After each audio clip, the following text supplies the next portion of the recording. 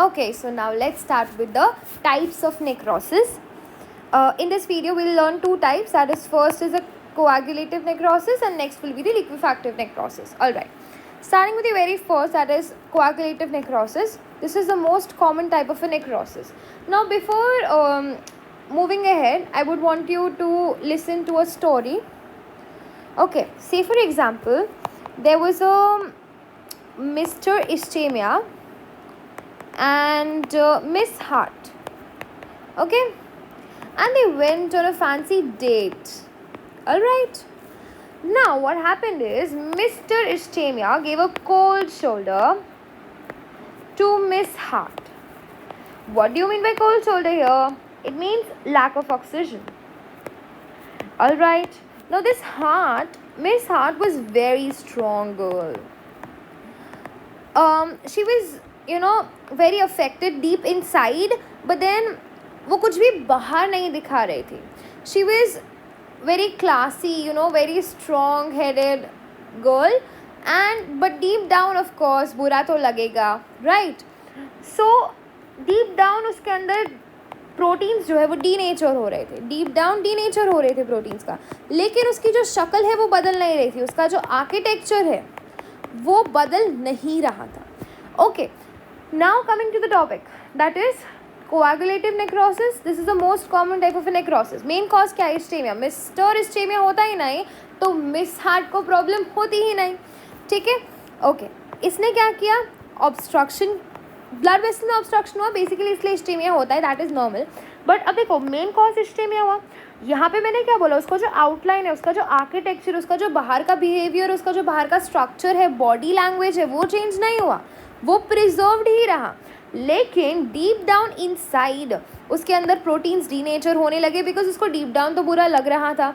ठीक है, very good. तो this is all about coagulative necrosis. इसमें क्या होता है? एक इन्फार्क्ट फॉर्मेशन होता है. इन्फार्क्ट क्या होता है? बेसिकली एक localised area of coagulative necrosis को हम इन्फार्क्ट बोलते हैं. ये एरिया जो है वेज शेप्ड होती है. हम जो कोआगुलेटिव नेक्रोसिस है वो 3 सॉलिड ऑर्गन्स में देखेंगे. एक तो हमने मिस हार्ट बोला था, तो हार्ट में तो डेफिनेटली आएगा ही आएगा. उसके अलावा 2 और जगह है, one is kidney and another one is liver. 3 जगह पे आपको मिलेगा कोआगुलेटिव नेक्रोसिस. इसका एक डायग्रामेटिक व्यू देखते हैं. तो ये देखो, ये एक वेज शेप्ड ऑर्गन दिख रहा है आपको. This wedge shaped organ is called as infarct. This is called as infarct. किस में होता है? कोआगुलेटिव नेक्रोसिस में होता है. और कोआगुलेटिव नेक्रोसिस आपको कौन से 3 ऑर्गन? एक तो किडनी, एक लिवर, एक हार्ट. M I clear? ठीक है. अब देखो ये क्या बोल रहा है. मैकेनिज्म ऑफ एक्शन हमने देख लिया. Gross and microscopically very very important. Hallmark for this कोआगुलेटिव necrosis is tombstone appearance. tombstone appearance. What do you mean by tombstone appearance? मतलब सेल की जो आउटलाइन है, जो बाहर का अपीयरेंस है, वो तो रिटेन रहा, लेकिन जो साइटोप्लाज्मिक क्लियर डिटेल्स है वो दोनों लॉस्ट हो गई. डीप डाउन जो है वो लॉस्ट हो गया. That is called tombstone appearance, which is a microscopic appearance and it is the hallmark of coagulative necrosis. Am I clear? फिर ग्रॉस की बात करते हैं. तो ग्रॉस में टिश्यू जो है वो पेल होगा, फर्म होगा एंड स्लाइटली स्वोलन होगा और येलोइश कलर होगा. Pale yellowish, slightly swollen, firm appearance. Am I clear? This is all about coagulative necrosis. Moving ahead, we have the next one, that is liquefactive necrosis और colliquative necrosis. बिल्कुल भी confusion मत रखना. Colliquative is another name for liquefactive and coagulative is a different necrosis. Alright, okay. तो हम जब liquefactive necrosis की बात करेंगे तब हम एक और स्टोरी देखेंगे. अब ये स्टोरी में कौन कौन है? ये स्टोरी में है एक मिस्टर और एक miss. Again, mister is bacteria and miss जो है यहाँ पे वो ब्रेन है, तो बी याद रखेंगे. Miss bacteria, mister bacteria and miss brain. Very good. अब क्या हो रहा है कि इन दोनों के बीच में हो रही है झगड़ा, लड़ाई. अब मिस्टर बैक्टीरिया जो है वो बहुत गुस्से वाला इंसान है. वो एक पॉइंट पे इतना झगड़ा बढ़ जाता है कि बैक्टीरिया चीज़ें फेंकने लगता है ब्रेन की तरफ, मतलब वो एंजाइम्स फेंकने लगता है, वायलेंस करने लगता है, सारे एंजाइम्स उठा के फेंक देता है ब्रेन पे।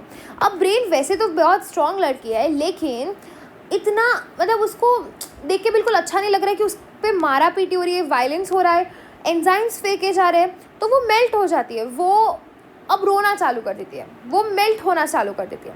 ऑलराइट, अब इससे रिलेट करते हैं लिक्विफैक्टिव नेक्रोसिस को। तो इसमें क्या होता है, dead tissue rapidly undergoes softening and transformed into liquid mass, viscous mass। उस पे एंजाइम्स थ्रो किए गए लड़की पे, वो मेल्ट होना चालू हो गई, वो सॉफ्ट होना चालू हो गई, लिक्विड विस्कस मास में ट्रांसफर होना चालू हो गई। टिश्यू आर्किटेक्चर प्रिजर्व रहेगा? नहीं। हमने क्या देखा था, हमने कोएगुलेटिव में बोला था इसके पहले कि वो बंदी बाहर से अपना अपीयरेंस नहीं दिखा रही थी कि वो रो रही है, मतलब वो बाहर से नहीं रो रही थी लेकिन डीप डाउन उसको बुरा लग रहा था। यहाँ पे उस पर ऐसे इतना वायलेंस किया गया कि इतनी स्ट्रांग थी तो भी उसको रोना पड़ा। अब हम बोलेंगे टिश्यू आर्किटेक्चर तो प्रिजर्व नहीं है क्योंकि उसने रो लिया। इसका कॉज क्या है? हमने बोला था मिस्टर बैक्टीरिया था तभी हुआ, तो मेन कॉज क्या हुआ? मिस्टर बैक्टीरिया हुआ।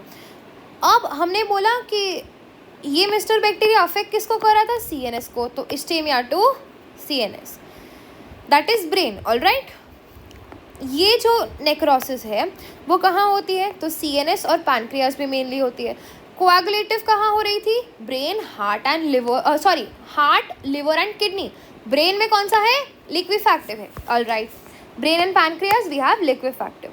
नाउ मैकेनिज्म ऑफ एक्शन देखते हैं। जो पायोजेनिक बैक्टीरिया है वो आया, ठीक है, उसने न्यूट्रोफिल्स अट्रैक्ट किए और उसने क्या कर दिया? लिक्विफैक्शन कर दिया डेड टिश्यू का due to presence of rich hydrolytic enzymes. तो बैक्टीरिया ने हाइड्रोलिटिक एंजाइम्स फेंके जिस वजह से लिक्विफैक्शन हो गया डेड टिश्यू का, मेल्टिंग हो गई डेड टिश्यू का। Am I clear? अब इसका ग्रॉस अपीयरेंस देखेंगे।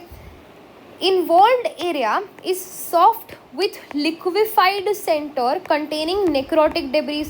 हमने बोला वो बंदी अब उसके पास लिक्विफाइड सेंटर है, वो सॉफ्ट हो गई लिक्विफाइड सेंटर के साथ और वहाँ पे क्या प्रेजेंस है? Necrotic debris. माइक्रोस्कोपिक अपीयरेंस देखेंगे तो पस होगा containing liquefied necrotic cell debris, dead leukocytes and macrophages. तो ये दो चीज़ें आपको याद करनी है। आपका अगर एग्जाम में 5 मार्क का क्वेश्चन आता है अबाउट इधर कोएगुलेटिव या लिक्विफैक्टिव नेक्रोसिस, तो आपको जितना डिटेल्स मैंने लिखे इतना लिखकर एक डायग्राम बना देना है, दैट्स इट। ओके, अब देखो यहाँ पे देखो क्या हो रहा था, इस्चेमिक इंजरी हो रही थी CNS को या फिर बैक्टीरियल इन्फेक्शन हो रहा था, ठीक है। ये क्या कॉज कर रहा था? लिक्विफैक्टिव नेक्रोसिस, नॉट कोएगुलेटिव, क्योंकि कोएगुलेटिव तो हमने 3 ही जगह देखा, हमने हार्ट में देखा, हमने लिवर में देखा, हमने किडनी में देखा, और लिक्विफैक्टिव हमने कहाँ देखा? हमने 2 बोला, CNS that is brain and next one हमने बोला पैनक्रियास। ओके, अब जो लिक्विफैक्टिव नेक्रोसिस है उसके यहाँ पे देखो 2 इन्फार्क्ट दिख रहे हैं ब्रेन में, और सेंटर जो है हर एक का सॉफ्ट है विथ नेक्रोटिक डेब्रीज। सेंटर कैसा है? Soft with necrotic debris. अब लिक्विफैक्टिव नेक्रोसिस जो है it is characteristically seen in ischaemic injury to CNS and suppurative और पायोजेनिक इन्फेक्शन। हमने बोला या तो बैक्टीरिया आ रहा है या तो ischemia to CNS is the main cause. Okay, that's it about coagulative necrosis and liquefactive